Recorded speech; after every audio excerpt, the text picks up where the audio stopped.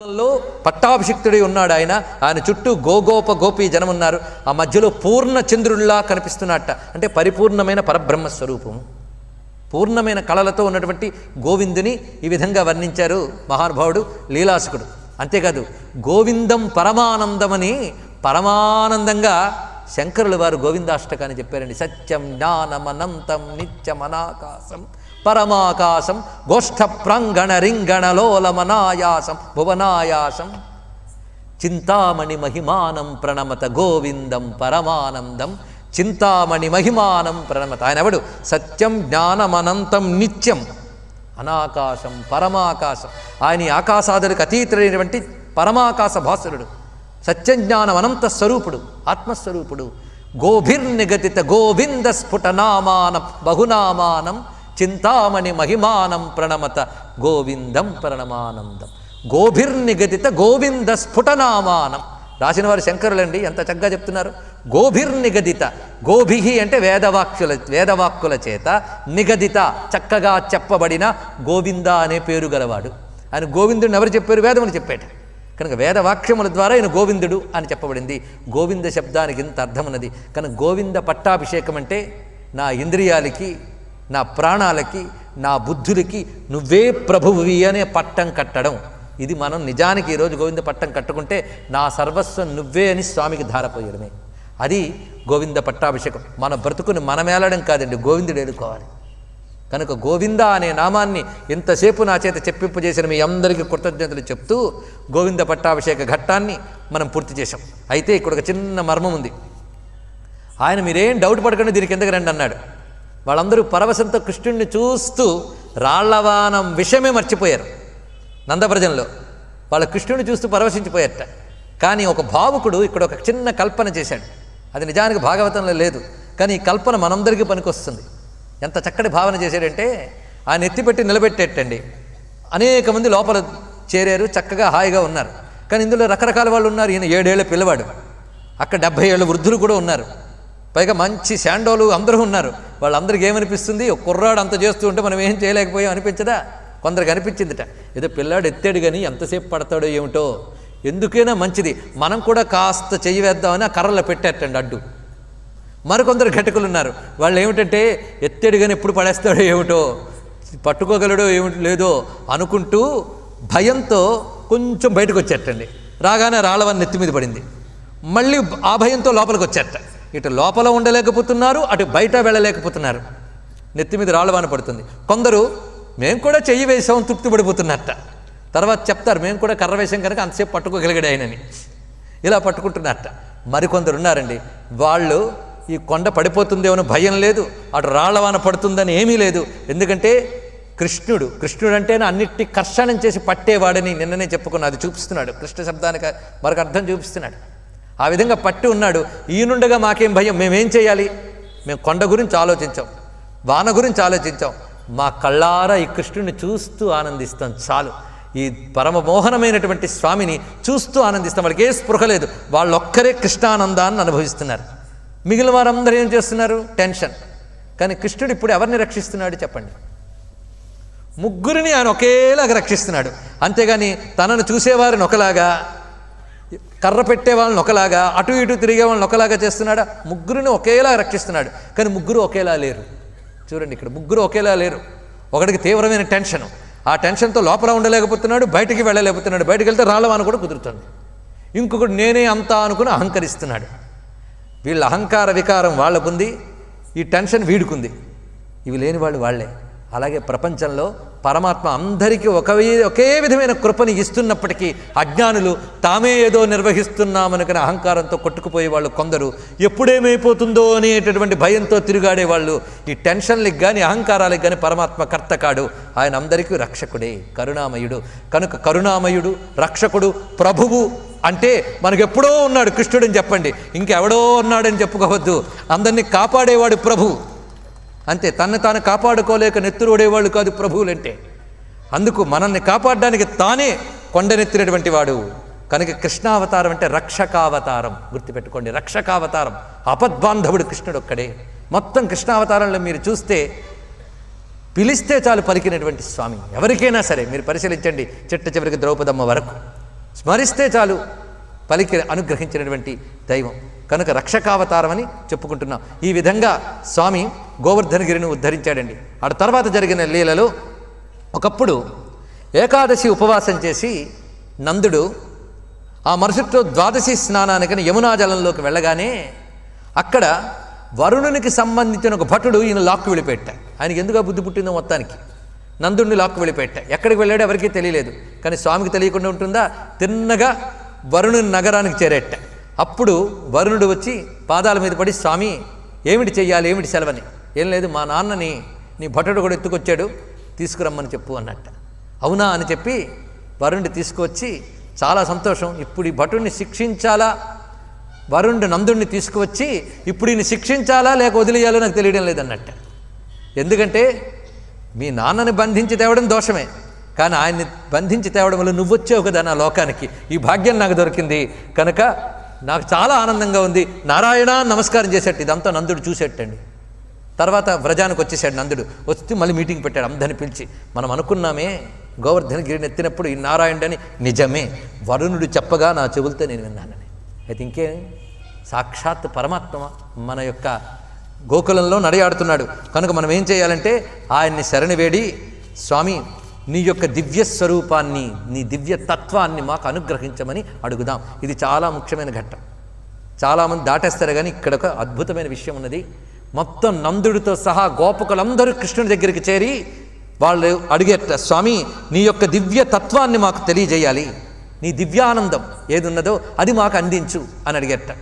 అప్పుడు ఇతి సంచించ భగవాన్, వాళ్ళ యొక్క స్థితిని తెలిసిన మహానుభావుడైనటువంటి శ్రీకృష్ణ పరమాత్మ, మహాకారుణికో హరిహి, మహాదయామయుడైనటువంటి హరి ఒక్కసారి వాళ్ళందరినీ కూడా ఈ లోకం నుంచి పైకి తీసేటండి. ఇది గొప్ప విశేషం.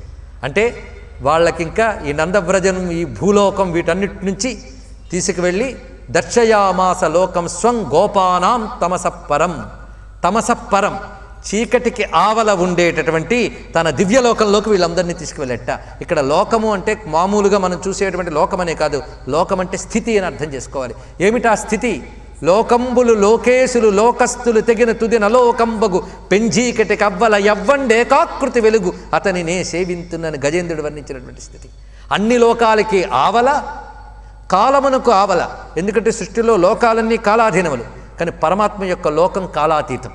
అక్కడ కాలం పనిచేయదు, అది శాశ్వతం, కాలపు లెక్కలేమీ లేదు.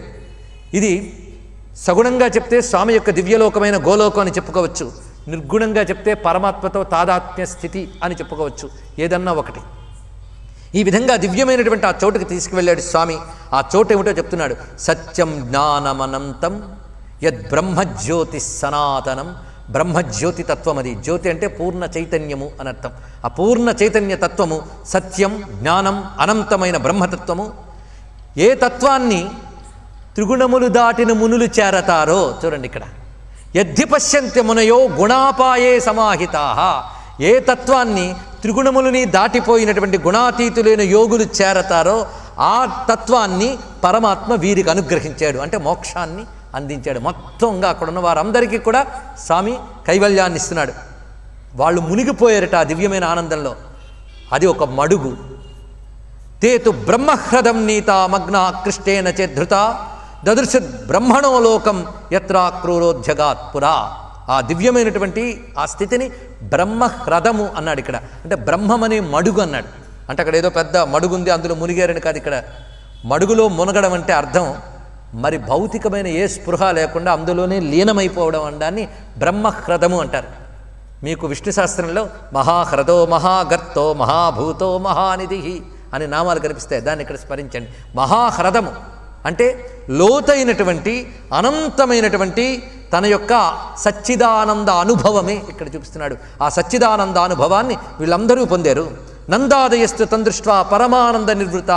వాళ్ళు పొందిన ఆనందం పరమానంద నిర్వృతి, అంటే పరమానంద నిర్వాణ సుఖము. ఈ విధంగా వాళ్ళందరికీ కూడా ఆ దివ్యానంద స్థితిని స్వామి కల్పించాడు. అంటే యోగులు ధ్యాన సమాధి ద్వారా పొందేటువంటి త్రిగుణాతీత స్థితిని మొత్తం నందవ్రజవాసులందరికీ స్వామి ఇచ్చాడండి ఇక్కడ. అది వాళ్ళని ఆ విధంగా ముక్తుల్నే చేశాడు. ఆ తర్వాత వాళ్ళు లేరా అని అనద్దు. ఆ తర్వాత దేహాదులతో ఉన్నప్పటికీ వాళ్ళ స్వామి తాదాత్మ్యంలోనే ఉన్నారు. ఒక విధమైన జీవన్ముక్తావస్థలోనే వాళ్ళందరూ ఉన్నారు.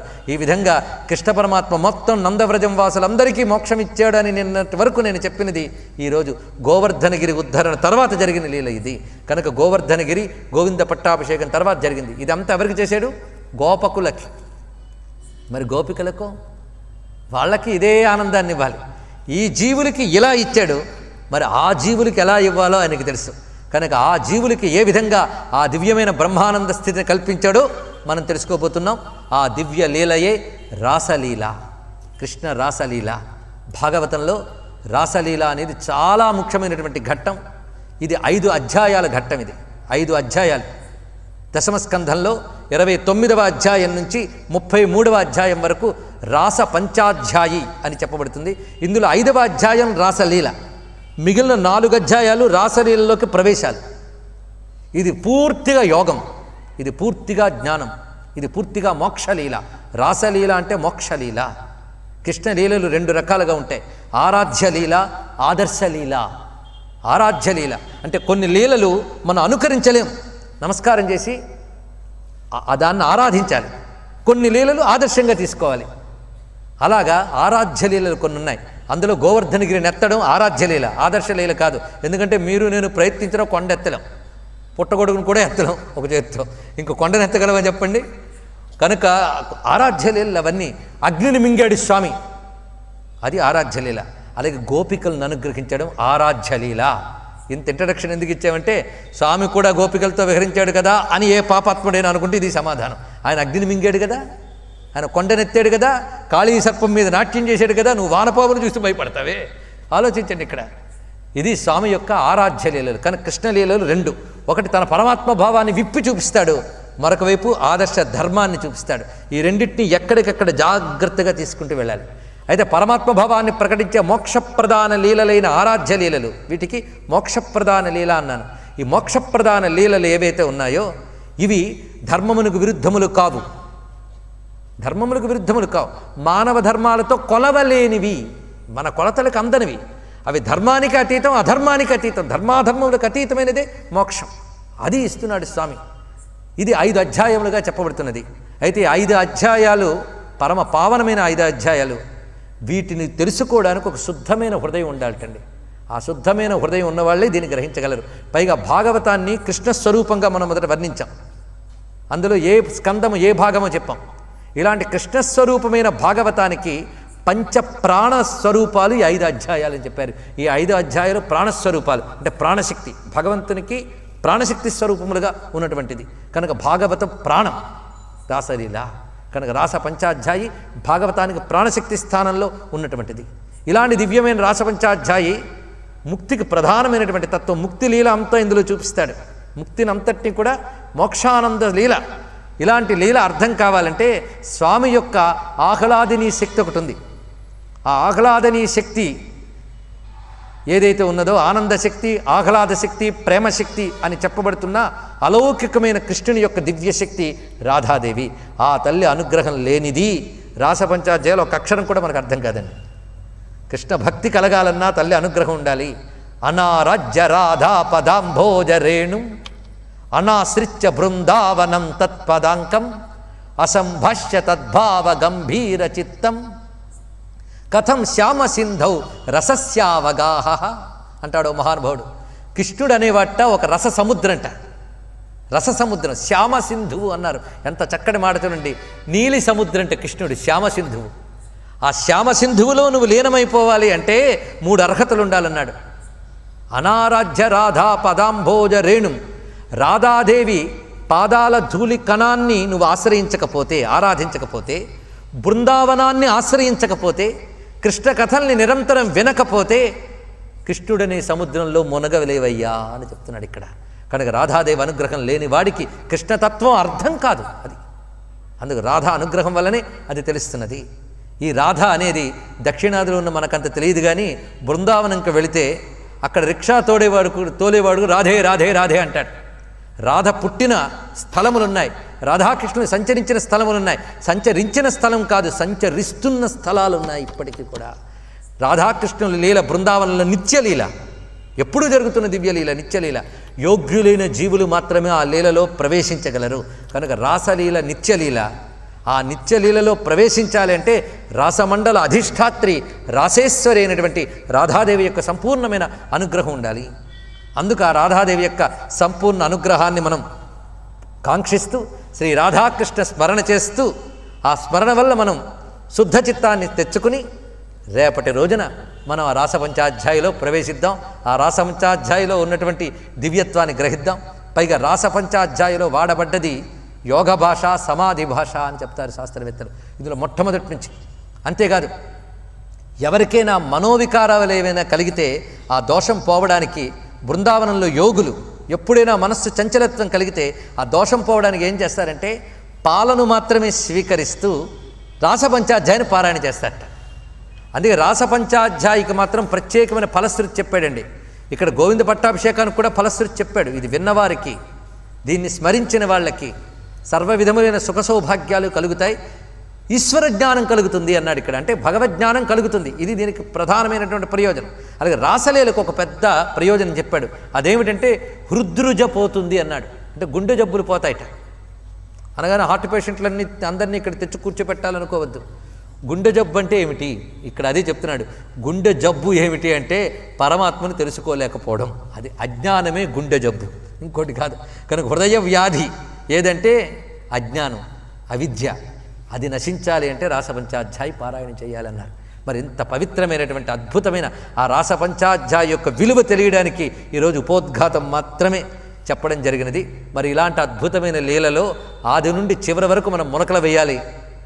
అలా మునకలు వేయడానికి ఈ పూర్ణిమ ఘడియలు రావడం గొప్ప యోగం.